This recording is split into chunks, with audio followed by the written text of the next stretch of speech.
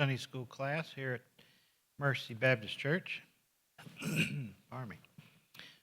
And my name's Robert Rathbone, and we're going to be in Romans chapter 13. And we're actually going to be able to cover, unless I run out of time, but our book has us covering all 14 verses of this chapter.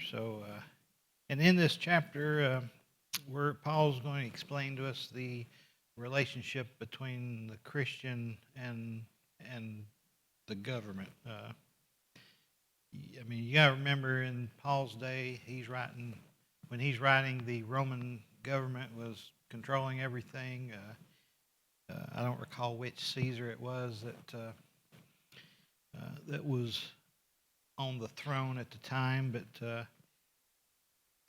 Paul explains, even when the government may not necessarily be, do everything right and govern completely, justly, but it's still the responsibility of the Christian to obey the government, insofar as they are that they are not contradicting God's law. In which case we are to obey the higher authority, which is God, rather than the government. Just like I think, as the Apostle Peter told the Jews in the Sanhedrin court back in Acts, he says we ought to obey God rather than man. But as we're going to see in this chapter, God He's ordained human government, human authority. In fact, there's a whole hierarchy of authority.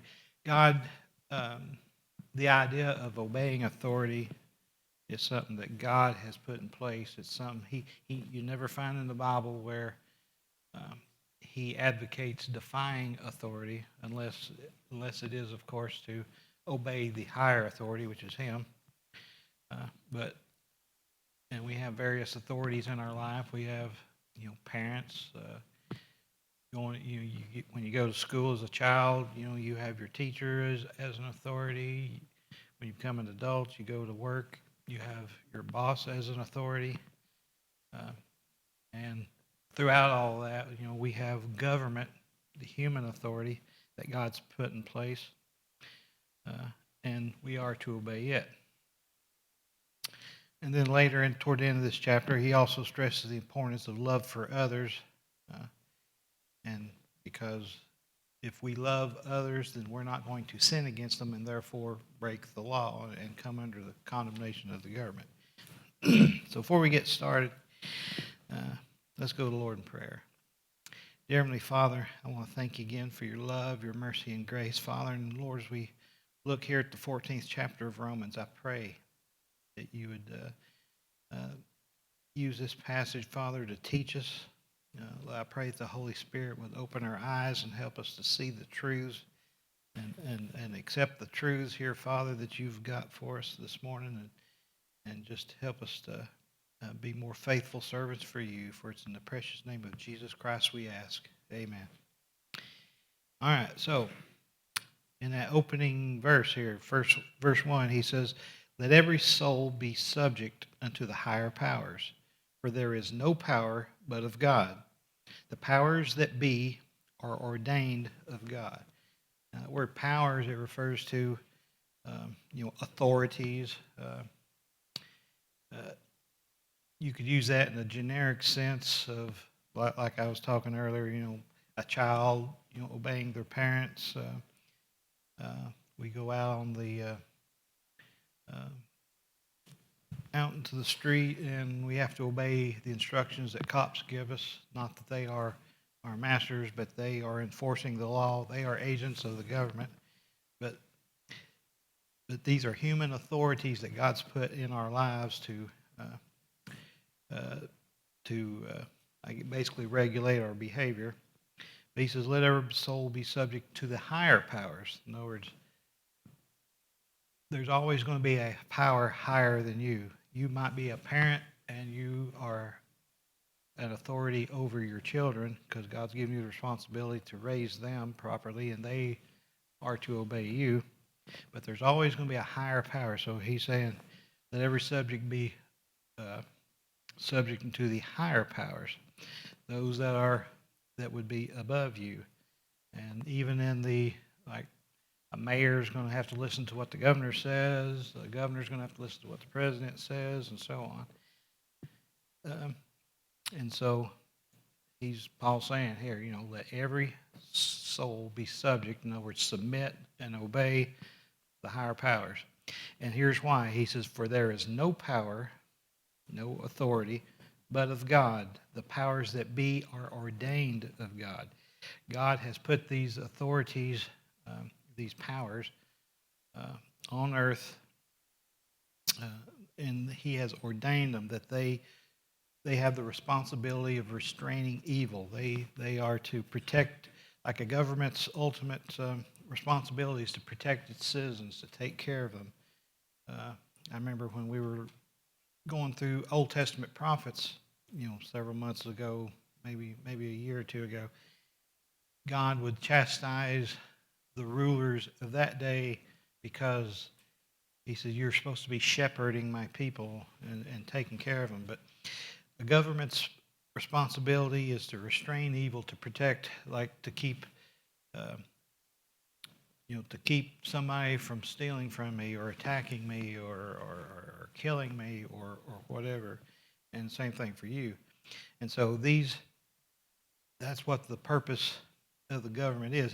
God's given them that responsibility because God knows that our sinful human nature, if there were not a system of rules and laws and agencies, authorities to enforce those laws and rules, then our human nature would just create like a Wild West type of scenario where everybody would do what's right in their own eyes or whatever suits them, and if they have to step on you to get what they want, they'll go ahead and do it. And there would be very little law and order. And we're starting to actually see some of that playing out on our daily news. And I'll get a little more onto that, or talk a little more about that here in a moment. So he says, verse 2, he says, these things are, government is ordained by God for the purpose of restraining evil. So he says, verse 2 says, whosoever therefore resisteth the power, resisteth the ordinance of God. And they that resist shall receive to themselves damnation. So he's saying, look, God has ordained government, and if you are resisting the government, in other words, you breaking a law and you don't care, and you are resisting when the government tells you to do something and you refuse to do it, you're resisting, and you're resisting the ordinance of God. You are fighting against the very thing that God put in place, that he ordained. And so if you're doing that, then you're basically rebelling against God. He is the ultimate authority, and they are operating under essentially his jurisdiction, or under his authority, his ordinance. He's the one that gave them the right to enforce, because it's the government's responsibility to stop people from stealing, from killing, from doing all the different things that where they would be preying upon the weak and taking things from them and whatever. So he says, whosoever resisteth the power resisteth the ordinance of God, and they that resist, he says, shall receive to themselves damnation. The word damnation means condemnation or judgment. He's basically saying, if you resist, the government, it's like if you're a policeman's trying to arrest you and you're resisting. He says, well, if you commit a crime, you're resisting what the law says.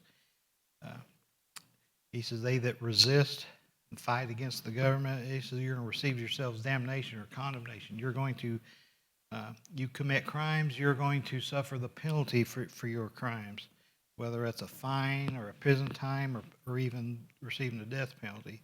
And then, ultimately, you're going to get judgment from God. God is going to, because what you're doing is sin, because you are resisting the very thing that He ordained and put in place to restrain evil. You're resisting it, and He says God will condemn you for doing that.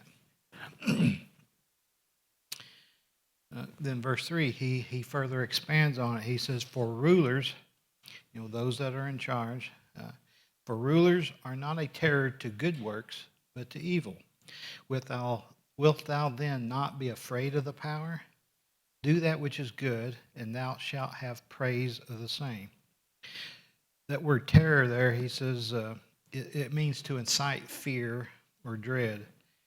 So he says, rulers are not a terror. In other words, they should not cause you to fear if you're doing good works. He said, but only if you're doing evil works. It's like if you're driving down the road and you see a cop in the rearview mirror, if you're driving within the speed limit, you ain't got nothing to worry about. But if you are breaking the speed limit, then you got the sweat beads start coming out, because you're like, uh-oh, he's probably going to pull me over. And so he's saying here, rulers are not a terror to those who are doing good works. If you're doing good, if you've broken no laws, then you have nothing to fear from the government. But so he says, wilt thou then not be afraid of the power? In other words, are you not going to respect it and show fear because he's enforcing law and order? So he says, do that which is good, and thou shalt have praise of the same. He says, look, you should fear and respect the government and his agents, which are the police. If you are doing good, you have nothing to fear. And so, but that fear, in the sense of respect, should compel you to only do good. So he says, do that which is good, and thou shalt have praise of the same. And different commentators, I was looking at them, and when he says praise of the same, some of them think he was referring to the same as pointing back to the rulers. Some of them said, well, the praise of the same refers to doing that which is good. And that's the way I think Paul intends it here. He says, if you're doing what's good, then you're going to have praise for doing what's good. Whether it's God that's praising you, your fellow citizens that's praising you, or the rulers may be the ones that's praising you. But either way, he says, look, people will praise you or bless you, or not condemn you for if you're doing what's good. Then verse 4, for he, and again this is referring to the rulers, for he is the minister of God to thee for good. But if thou do that which is evil, be afraid. For he beareth not the sword in vain, for he is the minister of God, a revenger to execute wrath upon him that doeth evil. So first he says, for he is the minister of God to thee for good. God has ordained government to restrain evil and to protect people who are doing right, the law-abiding citizens. It is the government's responsibility to protect its citizens. And so Paul here, he says he is the minister of God. He's working under the authority of God, whether that ruler realizes it or not. He's doing what God ordained government to do, to minister to you for good, to protect you. If somebody has broken in your house and stolen everything, he is to try to get justice for you, try to help you out and make sure that whoever did that is caught and hopefully return your possessions and just to make things right and to punish the person who did it. So he says, government agents of the government, whether it's the rulers or even the police, they are the minister of God to thee for good. But he says, if thou do that which is evil, be afraid. In other words, if you're doing good, the government's job's there to protect you. But if you're doing evil, he said, be afraid, because he beareth not the sword in vain. He is not to just say, oh, well, I'm just going to turn around and let you go. And we're seeing this and the results of it on TV now, when we see people are getting caught for doing horrendous crimes and then come find out they had been caught before on lesser crimes, and just give them a little slap on the wrist and just turn around and let them go. The government is failing in what God has ordained it to do. Here Paul says, if you do that which is evil, be afraid, because he beareth not the sword in vain. The government is not to fail in its responsibility of punishing evildoers. He says he beareth not the sword in vain. In other words, he's not to say, hey, don't do that, and then not do anything. He's to say, hey, don't do that, and when you do that, I'm going to punish you, and carry through with that punishment. And so God didn't ordain human governments to allow evil to continue, but it's to restrain evil by punishment, by taking care of, punishing those that have committed crimes. And we are seeing on TV where people are resisting that. They're calling to defund the police, and we've got DAs that will not punish evil when people do things, and they have softened their stance. And we see the results of it. It's emboldening criminals to continue to do what, because they think, well, hey, all I'm going to do is get a slap on the wrist. Why not go ahead? Because I might get away with it, and if I do get caught, I'll just get the slap on the wrist. And so we've got government officials who are failing to do what God has ordained for them to do. Then he says, for he is a minister of God, a revenger to execute wrath upon him that doeth evil. And so the government that's their job, is to, when they catch someone who's been breaking the law, they are to give them the just punishment for it. And that is what God intended. And if they don't do that, then they're failing in what God has ordained for them to do. So verse 5, he says, wherefore you must needs be subject, not only for wrath, but also for conscience sake. That word, the Greek word that's translated conscience there, refers to our ability to discern between what's right and what's wrong. And so he's telling us here, he says, we must needs be subject. In other words, we need to be subject to the government, to obey the laws and everything. He says not just because of wrath, versus not only for wrath. In other words, not just because we are afraid of the punishment for doing it. In other words, just because he's given us two reasons why we should obey the laws. One, we don't want to go to jail. We don't want to suffer the penalty for the wrath that God's ordained for the government to execute on us if we break the law. He said not only for wrath, but then he says also for conscience sake. Our ability to discern between right and wrong. He says your conscience ought to also compel you to be subject to the government and obey the law, because one, it's the right thing to do. I mean, our conscience should tell us that, hey, I should not steal from my neighbor. I should not, kill my neighbor. I should not bear false witness, lie against them. These things, our conscience should tell us, these things are wrong, and therefore I'm not going to do them. But also for conscience sake, because what Paul has just been getting through telling us, that resisting the government, resisting the ordinance of God is wrong. And so our conscience ought to say, hey, I need to obey God, and God says I need to obey the government. So he says you need to be subject not only for wrath, not just because you want to avoid the punishment of going to jail or paying a fine or whatever. He says, but also for conscience sake.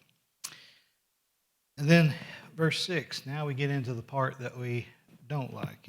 I mean, I think most of us we appreciate law and order. We want things to be where people are not imposing their will on other people and stealing and doing harm and doing whatever to other people. But here's the part we don't like, but it's still part of it. He says, "For this cause pay ye tribute also, for they are God's ministers, attending continually upon this very thing. Render therefore to all their dues, tribute to whom tribute is due, custom to whom custom, fear to whom fear, and honor to whom honor." All right, so he says, "For this cause pay ye tribute also, for they are God's ministers, attending continually upon this very thing." Tribute refers to taxes. I told you we wouldn't like that part of it. But these are taxes that are paid to the government to help finance them so they can continue to enforce law and order and do the things that God has ordained government to do. And since they are God's ministers, that's been ordained by God to preserve, the law and order, then we ought to pay our taxes so that they can continue to attend to this very thing, which is preserving law and order. All right, so he says, "Render therefore to all their dues." Whatever the government requires of us, we might not like having to pay the taxes, but that's what God says that's what we ought to do, and therefore we should pay, because if we refuse to, then we are resisting the ordinance of God. So then he says, "Tribute to whom tribute is due, and custom to whom custom is due." Now, tribute was the taxes that was levied by like a conquering nation, like for instance, the Roman Empire. They had conquered all these different nations, including Israel, and they would impose a tribute, which was a tax on each of these nations that was inside that was now under the Roman government, and they would exact a tax from them.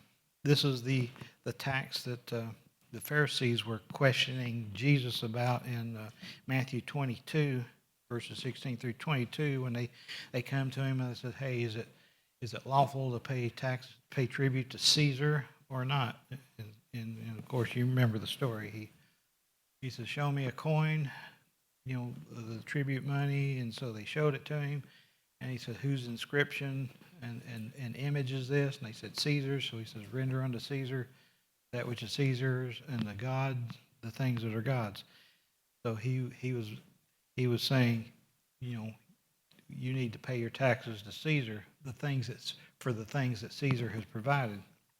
And that's what Paul's saying. He says, "Render all their dues." He says, "Tribute to whom tribute is due." And then he says, "Custom to whom custom." Custom was taxes on goods, and I guess it was similar to our sales tax today. And so he says, whether it's tribute or whether it's the customs, the sales tax, he says, pay your dues, pay what the government requires of you. Then he says, "Fear unto whom fear, and honor unto whom honor." This is the respect and honor that we would show to government authorities. And you're not necessarily showing that respect and honor to that person, because that person in that office might be a scoundrel. He might be not worth much, but we are to respect the office. It's like right now, I'm not crazy about the man sitting in the office of president, but I have to respect him in the sense that he is the president. I have to respect that office. And so Paul here says, we are to show not only to render to them all their dues, tribute and custom, our taxes, but he says also fear to whom fear, and honor upon honor. We are to obey and respect these rulers because of their office. So now we come to verse 8. He says, "Owe no man anything but to love one another. For he that loveth another hath fulfilled the law." He's been telling us, we are to obey the government, obey the laws of the government. Now he says, "Owe no man anything but to love one another." This is, this could be in the context of owing no man anything in the sense of these the rulers that he's saying honor and show them honor and fear, the respect. But I think a lot of the commentators take this in a more generic sense of owe no man anything, like don't owe no man anything financially, which basically, if that's the case, he's saying basically, if we owe a debt to someone, we should either pay that debt off or else be in the process of paying it. He's not saying that borrowing money is wrong, but we should make sure that we do eventually pay that money back, that we don't withhold the money from the person that we owe money to. It's one thing to not be able to pay a debt, but to be able to pay a debt and refuse to pay a debt, that's a totally different matter.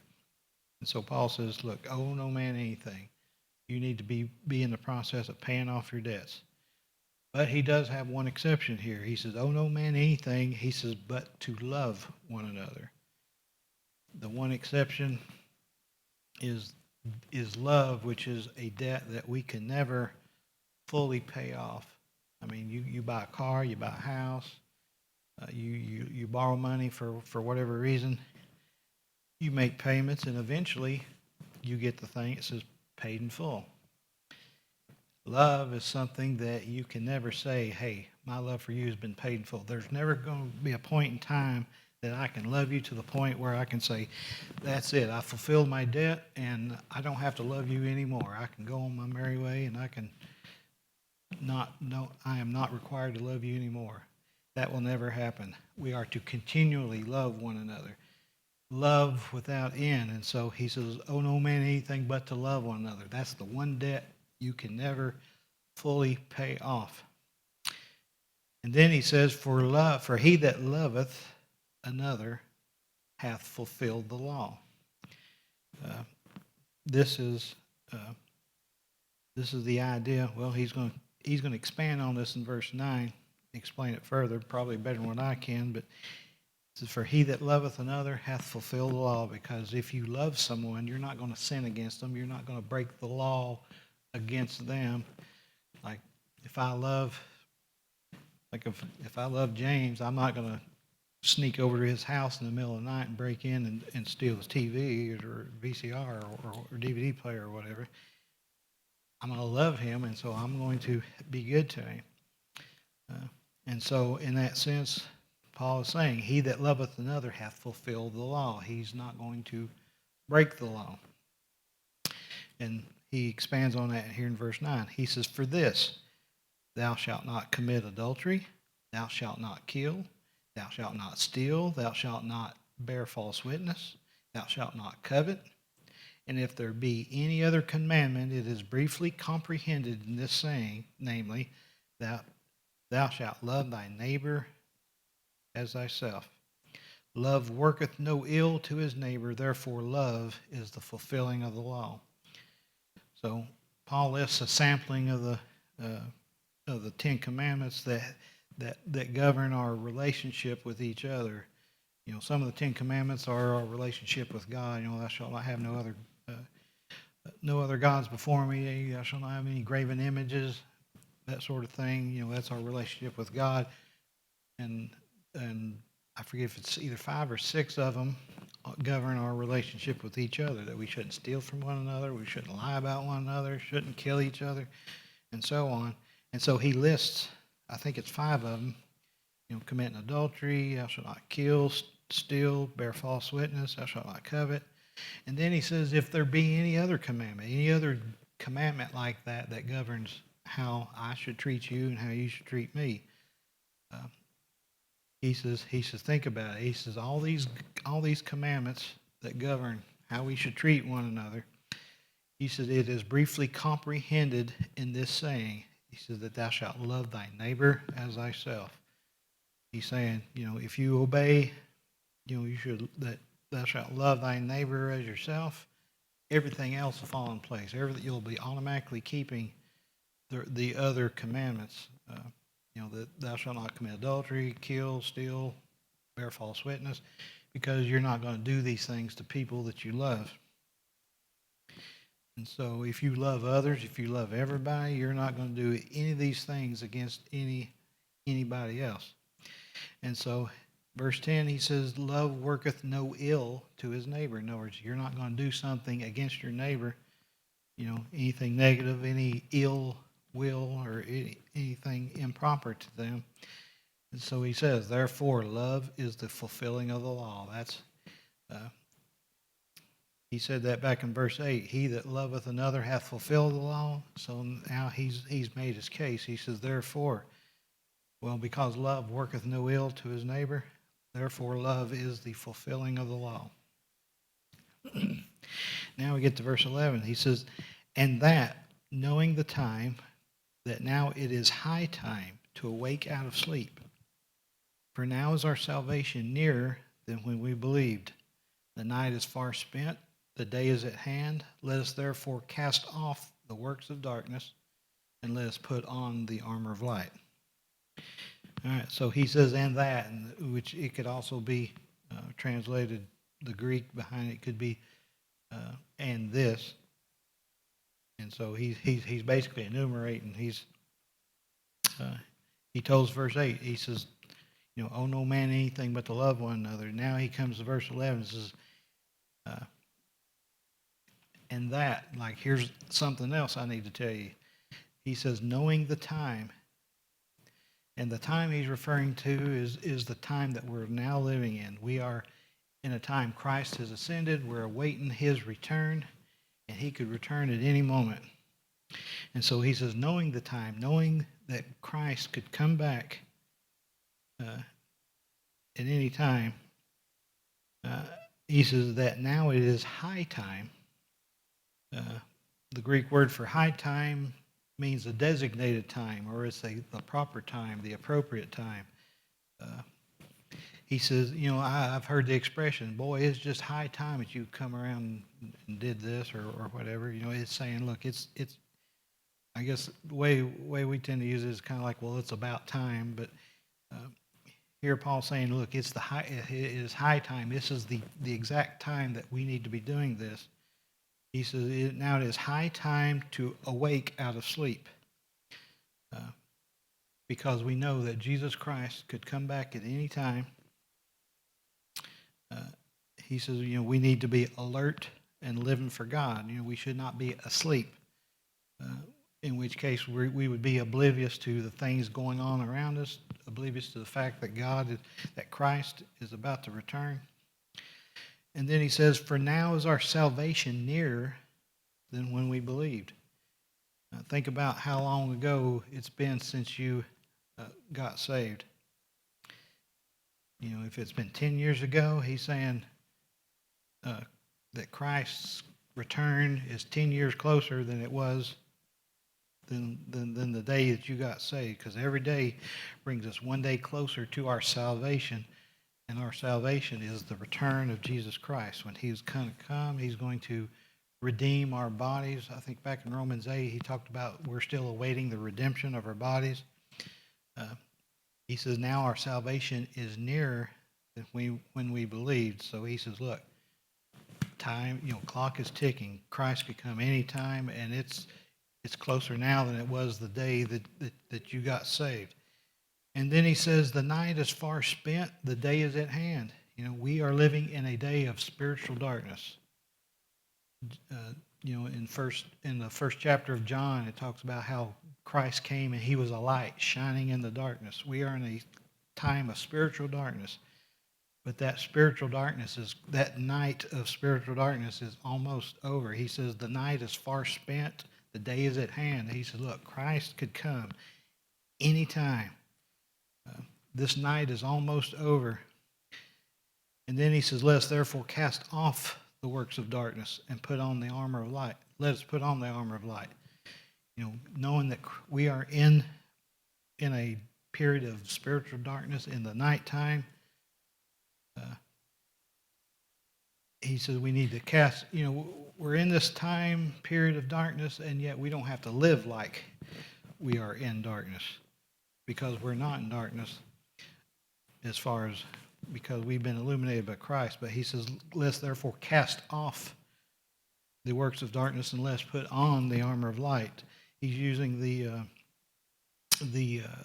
imagery of taking off your old clothes or your dirty clothes, your sinful clothes, and putting on the clean clothes, putting on the armor of light, the light that Christ has given us.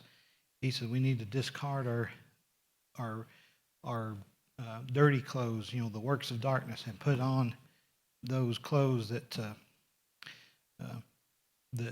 Christ provides us, our robe of righteousness, you might even say. And Greg's giving me the 5-minute signal, so I better hurry here. Verse 13, he says, let us walk honestly as in the day, not in rioting and drunkenness, not in chambering and wantonness, not in strife and envying.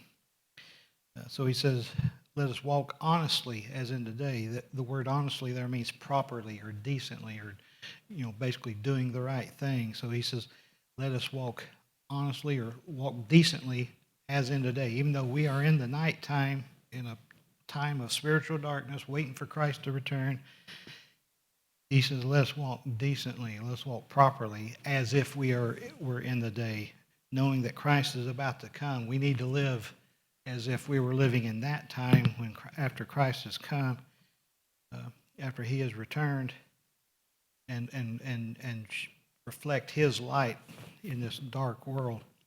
And so then he says, this is the way we should walk, decently as in the day. And he says, not in rioting and drunkenness. The word rioting there means revelry.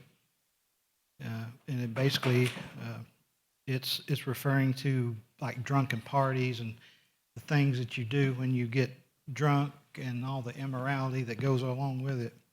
He says that's not the way we should live. Then he says, not in chambering and wantonness.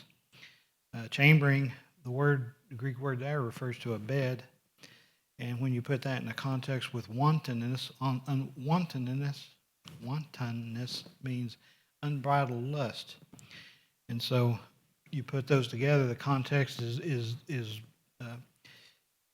sexual immorality, going to the bedroom where the bed is in order to commit fornication. And so he said, look, we're not to be engaging in drunken revelry. We are not to engage in sexual immorality. Then he says, not in strife and envying. Of course, strife is contention, arguing, fighting. Envying is jealousy. And of course, jealousy often leads to argument and fighting. If you're jealous over somebody, you're typically going to, sooner or later, going to get in an argument with them or fighting over them. And you're not going to be very friendly to them. And so he's saying, look, don't do these. We are to walk honestly, properly, and decently, as in the day that Christ comes. Because when we do then, when Christ comes back, he's going to set up his kingdom, and we're all going to live in righteousness. He's saying, look, you need to live like you're living in that day, not like you're living here in this world of spiritual darkness. And don't do these things, the rioting, the chambering, and the strife and envy. And so he concludes it here in verse 14. He says, but put ye on the Lord Jesus Christ, and make not provision for the flesh to fulfill the lust thereof. Because these three things that he listed there in verse 13, the drunkenness, the fornication, and allowing jealousy to consume you, these are examples of sins that are committed by people who follow their flesh in this current time of spiritual darkness that we live in. And so Paul says, look, put on Christ. Let him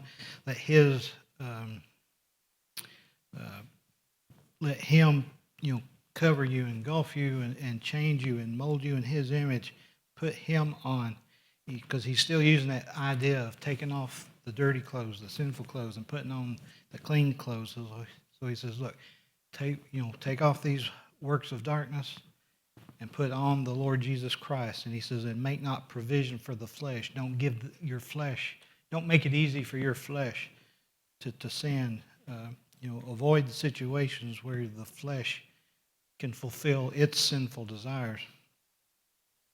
And so we need to put on Christ and let him make us more and more like him. All right, so that's the end of the chapter. So now we go on in next week. We'll be going in chapter 15, and Paul's going to be talking about our relationship with each other. Actually, I'm sorry, we'll be in chapter 14. But he is going to be talking about our relationship with each other. All right, so